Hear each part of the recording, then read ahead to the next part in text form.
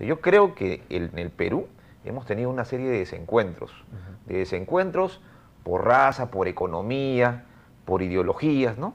Entonces necesitamos ahora formar una cultura política, partir de un respeto.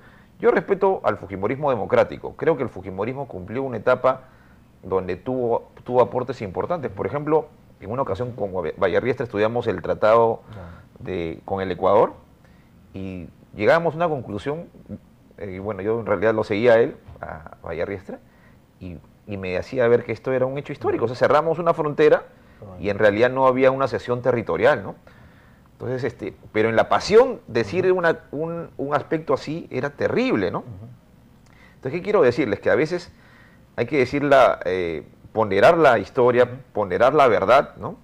Y ponerla en relieve, y bueno, ahí habrá pasiones a favor y pasiones encontradas, pero tenemos que tener un respeto como peruanos, tenemos que cuidar nuestra casa, nuestra historia, nuestros valores, y eso sí es preocupante, porque hay muchos que están haciendo vil negociado en la política y ahora lamentablemente desde el Estado también. Vamos a regresar con el doctor Fernando Urbina Linares, abogado, profesor, nos ha dicho también hoy con chicos de educación secundaria, investigador, escritor y un peruanista también a carta cabal.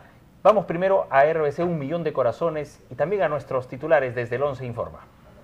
Continuamos en Habla del Pueblo, el primer programa de debate político en el país, con la amplia participación del público. Quiero comenzar este segmento leyendo este pensamiento, apelando a la página 81 del libro Pastillas para levantar la moral.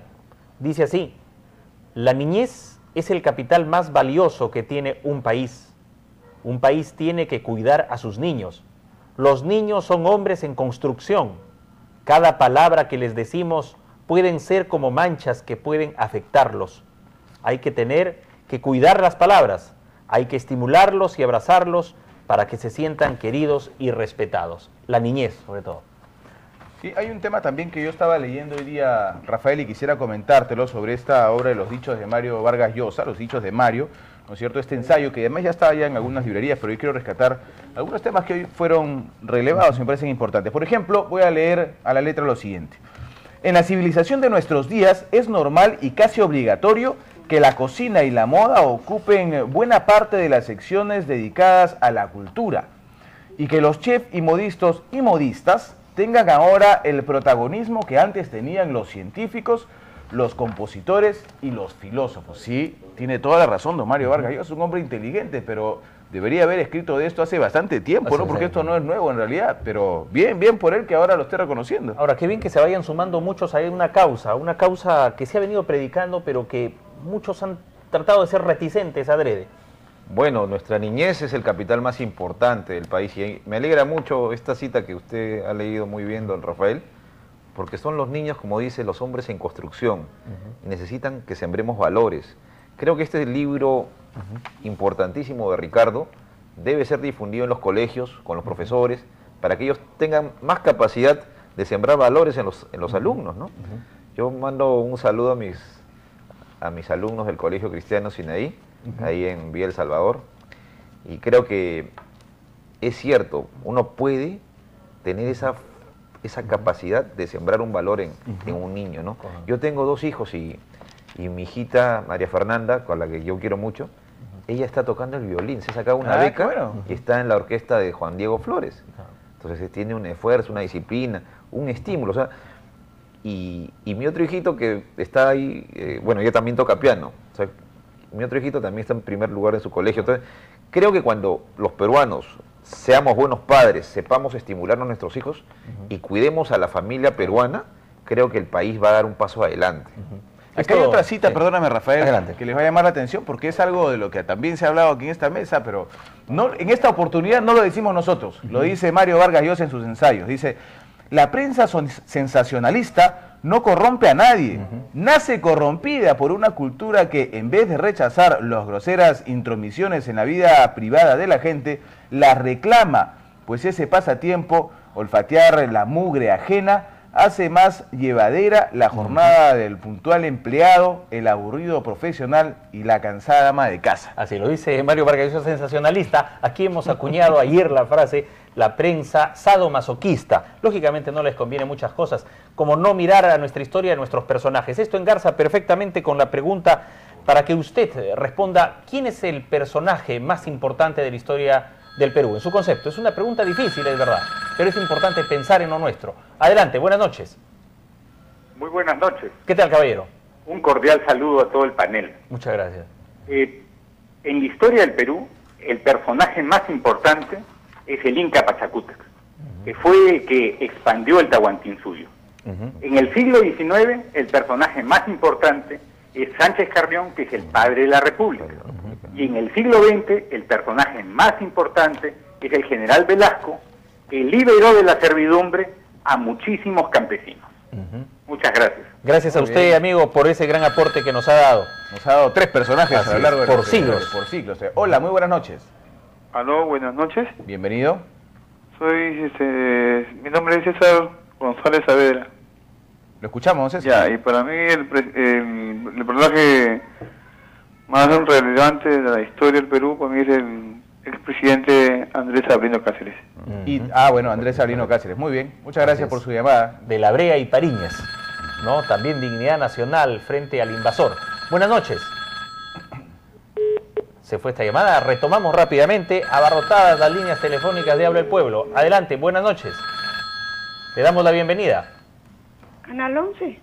Bienvenida, por favor, adelante con su respuesta. Miguel Grau para mí es el caballero de los mares, Bien. un hombre que no solamente es reconocido por Chile, sino también en Bolivia.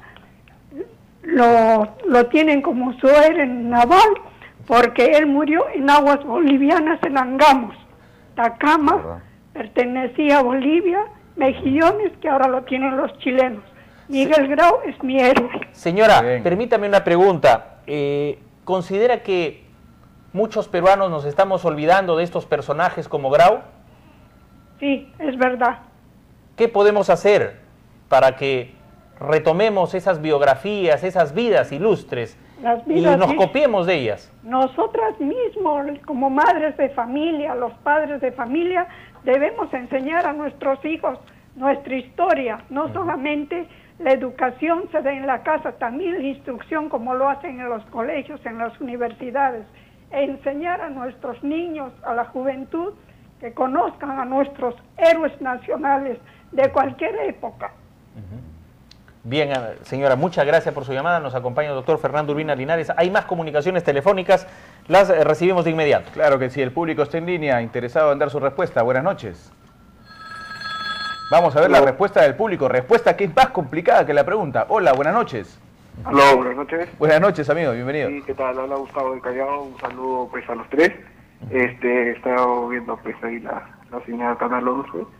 Muy interesante, muy difícil, ¿no? Escoger a un solo personaje, ¿no? Todo el mundo da 3, 2, o bueno, todo el mundo coincide con Miguel Grau. Para mí un peruano importantísimo, José Carlos Mariátegui, por la idea que nos ha Alguien lo mencionó, Una usted última. lo hacía mención hace un instante. Muchísimas gracias por usted. Así es. Siguiente comunicación telefónica. Buenas noches. Aló, buenas noches. ¿Qué tal, señor? El personaje de la historia del Perú es Túpac Amaru, señor. El único que hizo una revolución auténtica para los peruanos, y no había ningún otro revolucionario que haga una cosa semejante. Porque fíjese usted, vamos a cumplir 200 años de la independencia, Sí. pero no independizamos al Perú de los yugos extranjeros, porque seguimos siendo un país esclavista, un país tercermundista y un país pobre. En cambio, Túpac Amaru tuvo la ventaja de enfrentarse a todo tipo de aristocracia rancia que existía en esa época, a todos los yugos, y por él es que tenemos un país y una raza bendita, que es la raza que nos está dando de comer. Nada más, señor. Muchas gracias. Bien. Recordaron José a Gabriel don Condorcanqui. José Gabriel Túpac Amaru Condorcanqui. II, así es. Hola, buenas noches. Sí, aló, buenas noches. Bienvenido. Mi nombre es Jorge Cabel de Magdalena. Para mí el personaje fue el que luchó por las 8 horas de trabajo y por la gratuidad de la enseñanza. El doctor Víctor Raúl de la Torre, el personaje del siglo XXI. Muchas gracias. A usted las gracias. por votar. Más llamadas telefónicas. Para usted, amigo televidente, tome el teléfono. Vaya también a la página web www.rbctelevisión.com, a RBC 1 Millón de Corazones. Vaya al Facebook de Habla el Pueblo y participe también de este debate. Le damos la bienvenida. Buenas noches. Muy buenas noches, lo escuchamos. Sí, venía Juan Santos Atahualpa. Juan Santos Atahualpa, así es. Muchas gracias por su respuesta. Ya. Hola, buenas noches. ¿Aló? ¿Tenemos una comunicación telefónica? Así es. Bien, vamos a parar un ratito ahí para poder conversar con nuestro invitado Así. también, Rafael, un poco para ver las conclusiones, porque el público sigue llamando Mira, hay un y nombre sigue nombrando sí, políticos. Juan además. Santos Atahualpa, Sí. precursor. Claro, Juan Santos Atahualpa significa la resistencia, el mito. Entonces, indudablemente que es parte también de los héroes nacionales, ¿no? Que tanto necesita el país reconocer un valor que represente en este caso una persona. Yo también tengo mis simpatías, evidentemente, con lo que significa Túpac Amaru en la historia del Perú y también con el general Velasco, ¿no? Yo he tenido la oportunidad de asesorar a la mayoría de gremios agrarios de la Junta Nacional, a la hija de Velasco, que le decían a la Confederación Nacional Agraria, porque Velasco agarró, nacionalizó la tierra, hizo una reforma agraria de la tierra muy importante, que significó, en mi opinión, la desactivación de un potencial, de una potencial guerra civil, ¿no? O sea, el Perú era muy desigual en los 70 en comparación a la América Latina. En toda América Latina habían habido procesos de reforma agraria, menos en el Perú. Entonces estaba demasiado concentrado. Si Sendero Luminoso hubiera entrado en ese momento en un país previo a Velasco, yo creo que el país hubiera sido muy destruido, muy dañado. Pero muy muchos dicen que la perjudicado, reforma ¿no? fue mal hecha, ¿no? Hay algunas críticas sobre el tema de la reforma agraria. Es cierto, o sea, la reforma es un acto de justicia social, pero es un acto que productivamente tiene un deterioro en la estructura productiva del país, ¿no? Y sobre todo en la etapa de Belaúnde entra en un proceso de parcelación de las cooperativas que se debió mantener grandes unidades agropecuarias, se parcelaron, ¿no?